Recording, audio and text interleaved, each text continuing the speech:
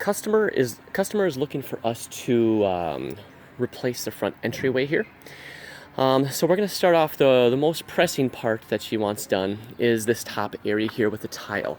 As you can see, the concrete base that's underneath it has broke. Shadow out of the way.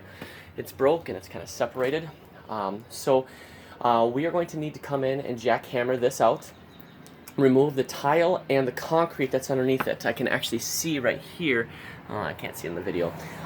It's a decently thick, probably 4-ish inches thick concrete that this tile is sitting on. So this will have to be removed. It goes over to the corner, and I'll get you a view over here, along in here.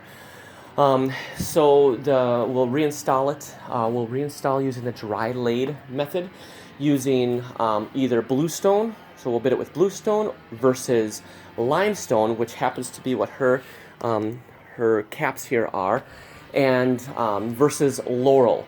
Laurel should match the stucco on her house here. So we'll bit it in with those three materials. Now, before I go any further, I also want you to notice that this is an all-manual job. So here my truck is. We can get right up to these steps beyond the gate. However, we can't get up the steps with a skid, so this will have to be an all-manual job to get this out. All right. So the second part of this bid is for the steps that I'm currently walking down. All right. So you've got some steps coming up through here. So you've got 5 risers here, and this the fifth riser right here is coming across, and I'm assuming it's sitting on the foundation.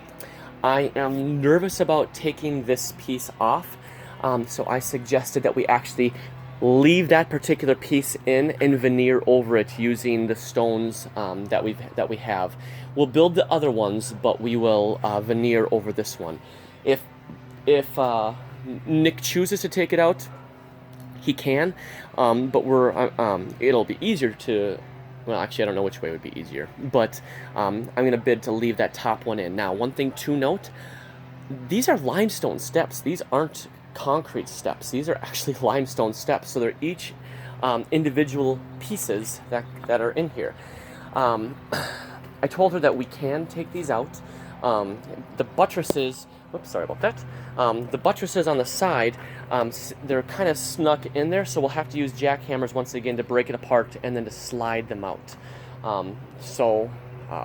Just as a point of reference, because the third option is actually for us to replace these buttresses on the side. The buttresses are currently about 14 inches wide. We're going to make them 18 inches wide to accommodate our stone. The stone that we're going to use for the risers is going to be dolomite and Fond du Lac. So to do a similar match to the dolomite to match the color of the Platteville walls that they have here, and then the Fond du Lac will help pull in some of that white and dull down the yellow. And then the treads are going to be whatever they choose for the top patio area there, whether that's limestone or bluestone or laurel. So yeah, we've got patio as A, steps as B, buttresses as C. So there is a railing here. I neglected to talk to her about that, but make sure that you say that the railing is going to need to be replaced. She might be able to reuse the railing itself, but that's not us. I don't know whether or not those will come out.